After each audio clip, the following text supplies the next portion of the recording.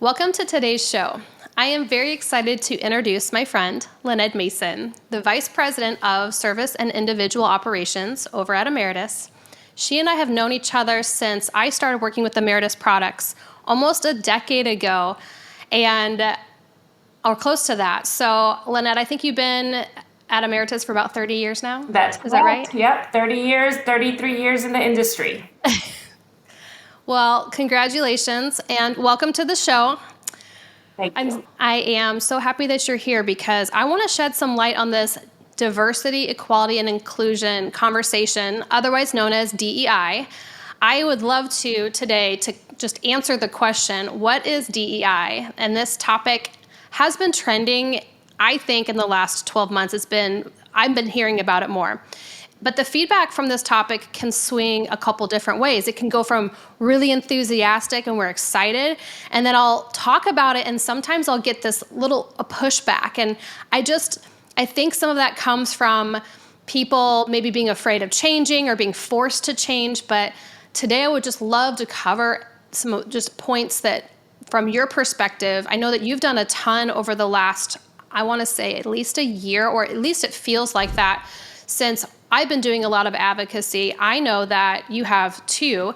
And one of my first congressional meetings with NAIFA, one of the insurance organizations that supports legislative changes in financial services, back in May at the Washington, D.C. trip, I don't know if that was your first time, I think it might have been, you opened with some other friends discussing DEI, and that was my first time really hearing about it. And so I appreciated that, and I instantly had some takeaways, things that I could do better in my life. So that was awesome to see you, but I know that wasn't the only time. I feel like you're being asked regularly to speak now about that. So between you and my friend Tony Gonzalez that you know that works with women in insurance and financial services, this is becoming more popular, and it's important to be out there. This information is important to have out there. So I would like to, before I pass the mic, have you answer a couple questions just to kick this off. So first, just a little bit about you for the audience that doesn't know you yet. Give a little background, but then I also wanted to know, how did you stumble into this advocacy role? Is it something that you always thought you'd be doing? So I'll pass the mic to you. Great. Well, first of all, thank you so much, Amber, for having me here on this, podcast. I appreciate you and what you do for our customers and for the company. You're awesome, and just appreciate being able to talk about this with everyone. So how I started with this is, I think I've always had a desire to bring awareness of that people are different, right? And you just appreciate people. You get to know them, right? You listen. Like, to me, that is, when I think of inclusion, that is the number one item that I think is the most important takeaway, is listening. I think a lot of what happens today is we're so engrossed in our own world, right? We're busy. We have responsibilities at work, at home. Our kids are at school. We're running around. And so we're just siloed in our environment, and we don't realize there's this whole world outside of our world with other thoughts, and people look different, and people act different, and people talk different, people have different skills, right? So it's all of that I think that we're missing out on. So the more we're educated on our differences, right, the more we could tap into all of this stuff. I'll also share with you my my background, right? So we talked about, I've been in this industry for 33 years, with one company for 30 years, which is crazy, crazy in this day and age. And time flies when you're having fun. But, I started in this industry when I was 18 years old. And so I grew up in Brooklyn, New York. We grew up in the projects. My parents didn't have a lot of money, right? I'm Puerto Rican. My parents have a 2nd grade and 6th grade education, right? They had to work the farms in Puerto Rico. They moved to New York City to have a better life. They got factory jobs. They brought up me and my sister the best they could in that environment, which, I adore them and think they did a fantastic job. when I graduated from high school, I had to make a decision, and that decision was I knew I wanted to go to college, right? I just didn't want them to pay for it. And I also didn't want to take any loans. So I went on this, I call it an adventure, to try to find an employer that would hire this 18-year-old kid with, let me see, mailroom background and Right. retail, right? And so I probably went on like 20 interviews before I had to Wow. register for my classes. So I had to decide, am I doing day classes, so full time, or am I Hmm. doing night classes, because I found a job that would pay for my school. And luckily, my very last interview was with Manhattan Life Insurance.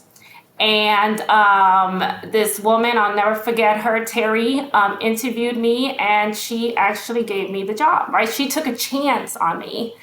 And I was able to get my college degree at night, and Manhattan Life Insurance paid for it, which I was truly grateful. But That's amazing. so not only, right, did I get my college degree, but I also learned a lot, right? I am now in this industry that I had no clue even existed, right? Right. Insurance being used for financial planning, like it blew my mind. And I remember going home to my parents after I got to learn a little bit about it and asked them, I'm like, do you guys have life insurance? And they're like, yeah, we have it through our employer, right? Which is, I'm like, oh my gosh, what if you guys lose your job? Like, then you don't have, What was your first job though? yes, right? No, what was your first role though at the Oh, company? it was a new business processor. Okay, so like a transactional work coordinator. Yeah. Did you have to get your insurance license right away? No, I did not. Okay. I did not. Yeah. So yeah, so that was interesting, and then I found myself having conversations with other family members and other people in the Hispanic community, and telling them about this great tool in insurance, and they all looked at me like I was crazy, because in their mind, insurance is just for final expenses. So why, I'm 40 years old, why would you tell me about that I need insurance? Are you crazy? And the crazy part, Amber, is that it is now, what, 33 years later, and I'm still having conversations with people in Yeah. this Hispanic community, and they still think the same about insurance. Well, I mean, the Life Happens organization, there's lots of statistics. That final expense myth, it's not just, I think, the Hispanic culture either. I think it's still, so that's amazing that I love that hustle at the very beginning. I mean, there's a lot of competition now for people leaving high school, then go into an internship or maybe that first job. But a lot of people, as we all know, are having those student loans. And you just said, no, I have a plan and I'm going to go get after it. So that is, I never knew that. So I have known you for a long time. That's really cool. Yeah. Working hard. Yes, right. And so it's that, and I also think about like my journey in insurance, right? There wasn't a lot of 18-year-old females, and then you add Hispanic on top of that, in the Yeah. financial services, on the administration side of the house, and it wasn't easy for me, right? Like, I don't think I was taken serious, right? And so I had to ask for things. I learned very early on in my career that if I wanted something, I just needed to ask for it, right? And make a Sure. point of wanting to do it, improving myself. And I wish I would have had somebody that could have mentored me along the way, but I kind of had to figure it all out on my own. So, that's what I want to do. Like, I want to be a mentor to people. Like, I want to help women. I want to help, young people coming into insurance, or, any, career, and just help them out, right? Because you don't know what you don't know. And Yep. there's just a lot of opportunity. Yeah, there's part of my story was, hiding from the insurance industry, financial services for about a decade. My family's all in the business. I just thought I couldn't do it because my accounting grades, mathematics was not my thing. But there's so many ways to be in financial services and help people, serve people. So for me, that was a huge, after getting my business up and running, then once that was established, I was like, okay, how can I help? And I know that that's where your organization sponsors a lot of different things for inclusion, advocacy. I know there's a lot more women in the workplace where you are. I'm sure you have something to do with that too. But yeah, just helping the younger generation see that there's a place for them, and we need to help others see how they can protect their families. So I know that you and I share that common ground, and then a lot of my adult relationships with my colleagues that I see at conferences throughout the year, that's really what we're constantly doing. If we're not doing our day job, we're doing some of these other things out there, hopefully to make a difference. And so I know that within your organization, you guys do a lot with I think there's a couple personality assessments that you're doing, some team engagement. So I think at the very beginning, when you're explaining what inclusion is, I think when you're really looking at, and what I call focusing on talents, that's the number one step in Pathways of Peak Performance through the podcast that I have, is really knowing who you are and how you work and where are you talented. So once you understand yourself and kind of see what maybe you're not trying to fix what you're not, but that also helps you understand, if I work a certain way, someone else might not be the same as me. That I didn't think about this even before we scheduled our time together, but that could completely help that shift of mindset for the inclusion piece. It's a lot of fun when you can recognize, I tick this way, and why am I not having the best interaction with this person over here? Well, people are different. And so then if you can kind of challenge yourself to see it from their side of things, it can just make you a better human, better teammate, better individual, maybe better business partner or spouse. So, But back to the whole DEI, when people hear that acronym, they go, okay, what is that? So when you've done some speaking out there, what are some of the main points to share with the audience where people might say, oh, I don't want you to make me have to change how I do things or how I think. What are some takeaways for some of the people in the audience today that you could say, you can start with this? So what are some of those, as you were speaking, comments or something that people could implement today or kind of shift their mindset on the topic of DEI? Yes, thank you. So I would say number one is, understanding even like, what does DEI mean, like to you, right? Like, and to me, like out of the three, like inclusion to me is just like the glue for everything, right? Because it's I like about that. making people feel comfortable, making people feel like they belong, like I mentioned early on, listening, that's key. Just making a very welcoming environment to people. Right. And it's just also taking a step back and making sure, one, that you're doing all those things. And number two also is look at your own personal environment. Like, what are your circle of friends? Like, what do they look Right. like?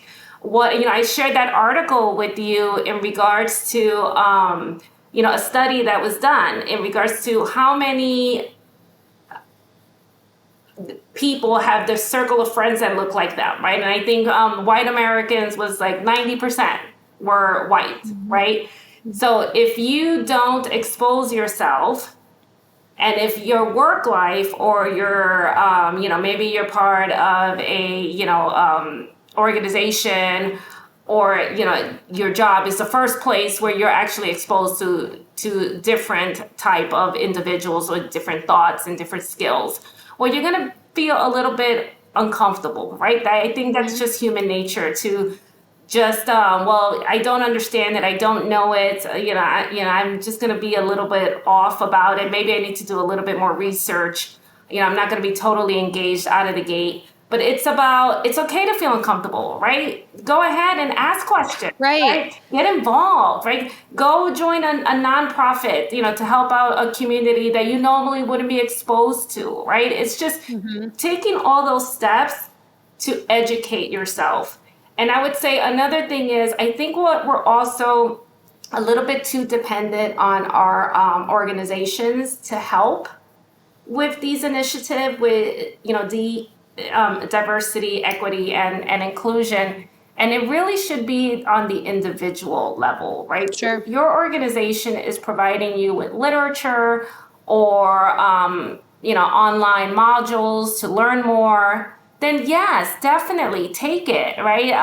Be part of an ARG, right? Just to be able to, listen in and help and be part of the community that works with that, ARG. So, I mean, there's a lot of things that could be done, but I think the focus is educating yourself, exposing yourself to these different ways of thinking, and listening, right? Listen, because if somebody brings something to your attention that's making them feel uncomfortable, or maybe they have a concern that maybe you're not really understanding because you're not part of that. Don't dismiss it, right? Right. Listen to it, because they're bringing it to your attention for a reason, right? I think those are the top takeaways I would share. Well, I think I like your ideas of, I mean, this could be for a new person coming into the industry or any job. It does not have to be financial services, but if you want to participate and you want change, you physically have to go do that. That's why we went to DC. I want to see what people are doing on the legislative side of things, the constituents, to see what are these bills that are impacting families. Okay, the only way to really figure that out is not watch the TV to see what they're telling us, but go out there and do it. So it doesn't necessarily need to be the DEI task force, but it could be that you're just participating with different outside of your bubble. Like you said, is there something where you can put yourself in a different environment that you can help, and then kind of establish that? But pick something that you enjoy, some activity, whether it's a club or like an athletic team for kids or whatever it might be. There is a place, especially post-COVID. There are so many ways to network, and I share with our colleagues all the time on even LinkedIn. There's so many friends that you can find that have similar mindsets or values, where you're sharing maybe like-minded ideas, but you can also find different clubs and different webinars or there's so much out there that you could participate in. So there's a number of resources where if you're more of an introvert, you can maybe do more online, but there's things you can do both ways. So I really think that there probably are no excuses. There are resources. And so I think for my audience and for us, I mean, we can be resources to anybody that's listening in, because we participate not only in just female-focused groups, but we have a number of other ones. So if you're looking for a place to begin, I'll definitely link up your contact information in the show notes so that people can find you if they have a question, but I'm always happy to help. So any takeaways to kind of wrap it up today, just kind of on the general DEI conversation? Yeah, so I would say, to piggyback with what you just said, you want to join these resource groups. We have a couple here at work. We have, people with, disabilities, African American, just like, a bunch of them where you could join and just learn more about it. But I would say, number one, it's okay to be uncomfortable. Right. You should strive actually to be uncomfortable, because it means you're taking the steps, right, Well, emotions are a good thing. Emotions are part of the deal. If you can understand yourself and your emotions, there's something, your body's telling you something. Yes, definitely. Maybe there needs to be some change. Yes. And listen, right, that I cannot begin to stress anymore. Please listen to what you're hearing, and not only firsthand, but even secondhand, right? There's something to what's being said out there. So make sure you listen and also act on it, right? It just goes back to inclusion. Yeah, that's great. Well, thanks so much, Lynette. I really appreciate it. And we're going to have a series of episodes with you to implement a little bit more of the DEI conversation. But I think this was a great way to kind of kick this off. So thanks so much for being here. And thanks for everybody that's listening. Have a great day. Thank you. Thank you for joining us on today's episode of The Amber Stitt Show. For more information about the podcast, books, articles, and more, please visit me at amberstitt.com. Until next week, enjoy your journey at home and at work. Thank you for listening.